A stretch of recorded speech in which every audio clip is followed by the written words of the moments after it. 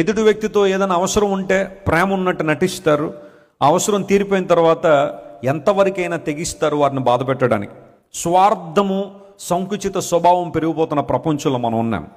ఒక చిన్న నింద నీ మీద పడగానే, ఒక చిన్న ఒంటరితనం గుండా నువ్వు వెళ్లాల్సి వచ్చినప్పుడు, లేదా ప్రజలు నేను రిజెక్ట్ చేసినప్పుడు, నీకు క్యాలిబర్ని, నీ ఓడ్ని తక్కువ చేసి మాట్లాడినప్పుడు ఎందుకు కృంగిపోతున్నావు? మనుషులు కాదు కదా నీకు విలువనిచ్చేది. ఈరోజు మనుషులు దండలేసి రేపొద్దు నిందలేస్తారు. అదేమన్నా ఆశ్చర్యపడే విషయమా? ఈరోజు నిన్ను బాగా పొగిడినవాడే, ఏదో అవసరం ఉందని నిన్ను పొగిడినవాడే రేపొద్దు నిన్ను నడి రోడ్డు మీద తీసుకొచ్చి అవమానించే పరిస్థితులు రావా? వస్తాయి. మనుషుల ఒపీనియన్స్ మీద, వాళ్ళ యొక్క వ్యాలిడేషన్స్ మీద ఎందుకు నీ జీవితాన్ని కట్టుకుంటున్నావు?